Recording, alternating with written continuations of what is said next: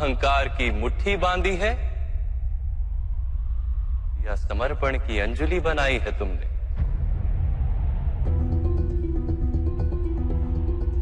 इस ज्ञान को ग्रहण कर पाओगे?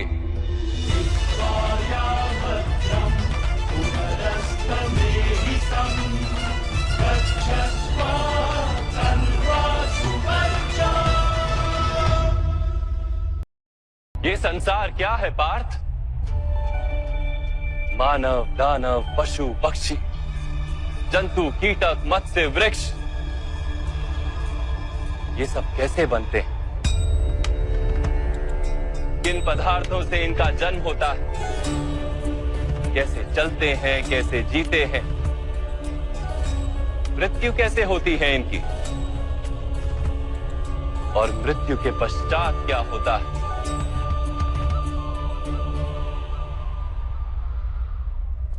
इस रहस्य का विचार करो। मनुष्य की देह मिट्टी से बनी है माधव। जल उसमें रक्त आदि बनकर प्रवाह करता है। अग्नि देह को तापमान देती है और देह में रिक्त स्थानों में आकाश प्रकट होता है। अर्थात धरती, वायु, जल, अग्नि और आकाश, इन पंच महाभूतों से ही शरीर का निर्माण हो। अर्थात महामहिम गुरु द्रोण पृथ्वी, जल, वायु, अग्नि और आकाश से अधिक कुछ भी नहीं। धर्म ज्ञानी भी पंच महाभूत का जोड़ है और अधर्मी भी। तो मोह किसका कर रहे हो पार्थ? मिट्टी का? परंतु माधव, इस मिट्टी के देह से ही तो मनुष्य एक दूसरे का परिचय पाते हैं। सारे संबंध इस मिट्टी के देह से ही तो होते हैं। नहीं पार्थ, यदि ये सत्य होता तो मृत्यु के पश्चात देह को नष्ट क्यों किया जाता है? वास्तव में ना मनुष्य का परिचय उसकी देह से है और ना ही संबंधों का आधार उसकी देह से। मनुष्य का स्वभाव, उसके बर्ताव और उसके कार्य उसका परिचय। तमस, रजस और सत्व, ये तीन गुण क्या है माधव? तमस का अर्थ होता है अंधकार। बिना अच्छे बुरे का विचार किए जीवन व्यतीत करने को तामसिक व्यवहार कहा जाता है। जैसे पशु पक्षी जीते हैं केवल अपनी शारीरिक इच्छाओं को पूर्ण करने के लिए।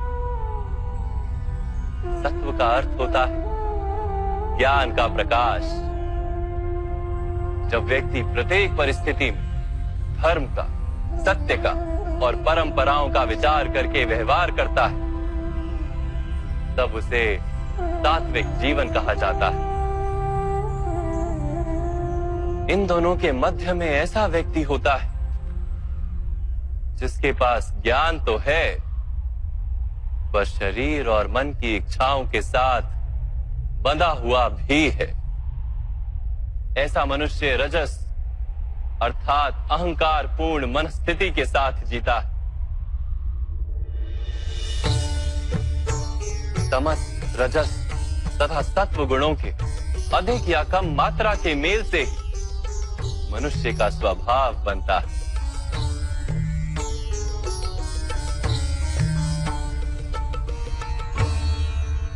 सामने देखो पार्थ,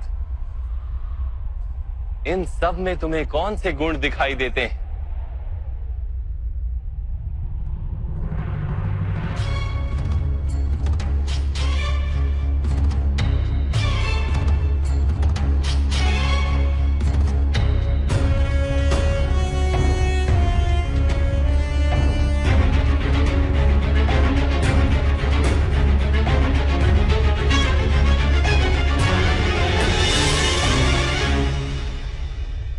युवराज दुर्योधन धर्म जानते हैं परंतु वहन नहीं करते।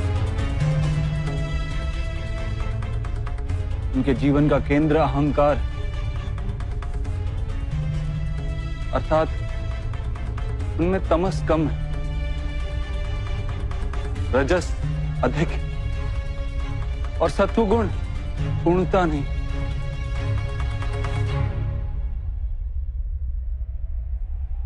और इस ओर राजकुमार दुशासन, उन्होंने सदैव अपने ज्येष्ठ भ्राता का आदेश माना बिना विचार, अर्थात इनमें केवल तमस। महामहिम को भी देखो पार्थ, सत्व के साथ तमस का मेल है, अहंकार नहीं है, किंतु पुरातन धर्म, पुरानी परंपराओं और प्रण के साथ बंधे, आवश्यकता होने पर भी अपना प्रण नहीं तोड़ सकते।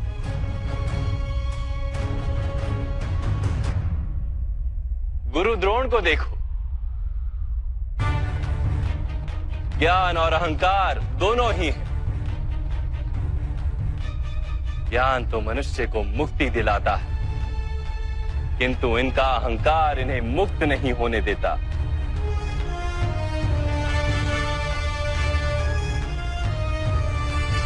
परंतु माधव,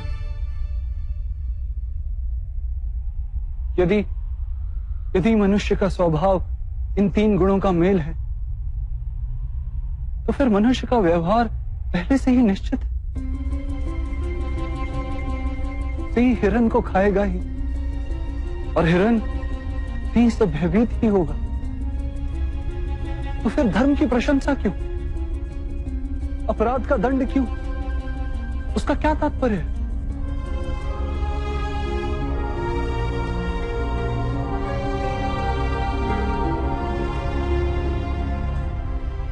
उत्तम प्रश्न है पार्थ, किंतु पहले मनुष्य क्या है ये तो जान लो। मनुष्य केवल 5 महाभूत नहीं, 5 पदार्थ नहीं, 5 ज्ञानेंद्रियां, 5 कर्मेंद्रियां तथा 3 गुण, ऐसी 23 वस्तुओं का मेल भी नहीं।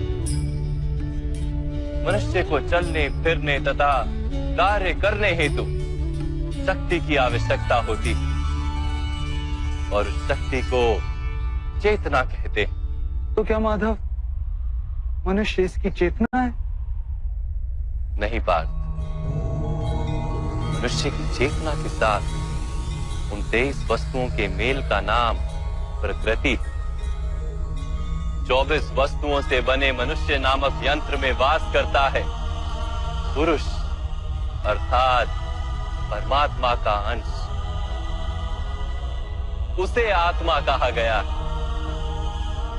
जब प्रकृति और पुरुष का मेल होता है, अर्थात जब परमात्मा का अंश आत्मा बनकर देह में वास करता है, तब मनुष्य जीवित होता है।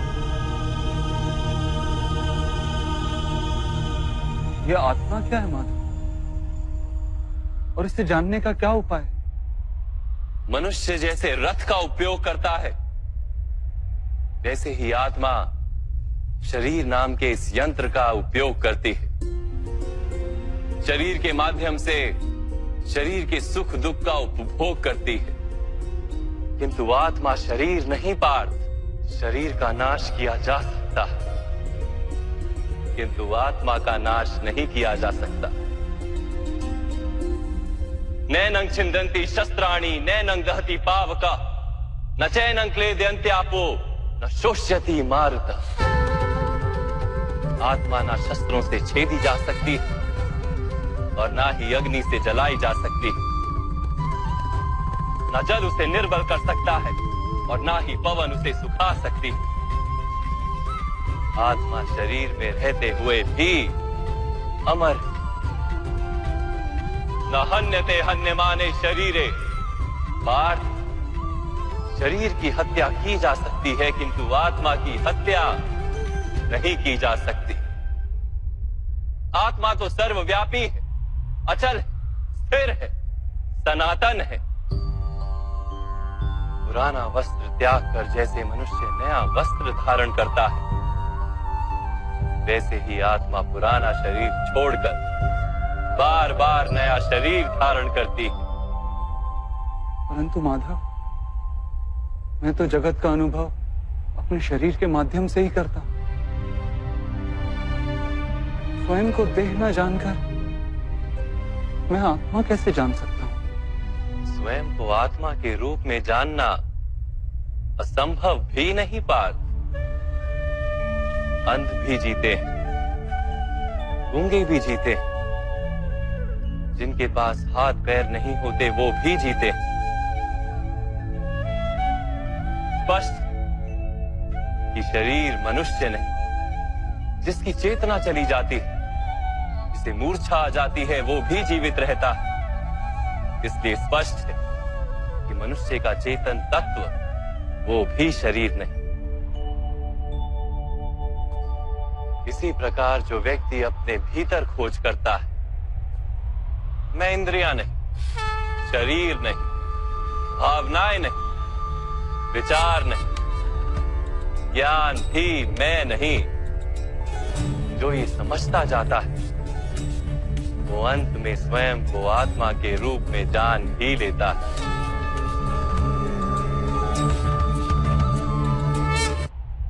यह आत्मा का क्या कार्य है माधव?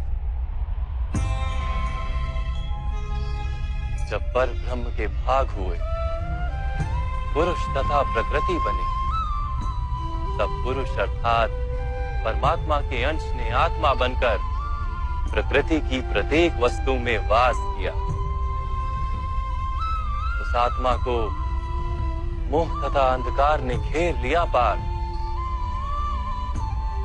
उस मोह निद्रा से जागृत होकर स्वयं को परमात्मा का अंश जानना ही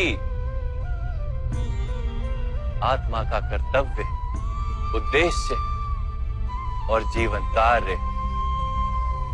परंतु माधव, यदि हर आत्मा परमात्मा का अंश है, तो क्या उन्नति और अवगति स्वयं परमात्मा कर रहे? जिस प्रकार कीचड़ में पड़ा रत्न चमकता नहीं, वैसे ही प्रकृति के 24 पदार्थों से घिरी आत्मा को विस्मरण हो जाता है कि वो परमात्मा का अंश है। अधिकतर आत्माएं अपनी देह को ही सब कुछ मानती हैं, स्वयं देह से भिन्न है ये जान ही नहीं पाती। शरीर को जो सुख, दुख, स्वाद, गंध आदि का अनुभव होता है, उसे अपना अनुभव मान लेती है और बदलाव का प्रयास ही नहीं करती।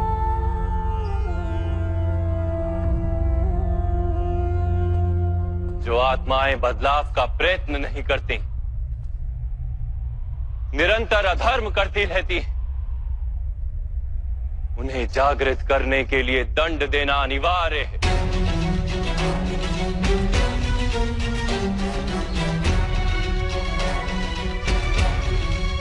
तुम भी ये जान लो पार्थ कि तुम शरीर नहीं, केवल एक आत्मा।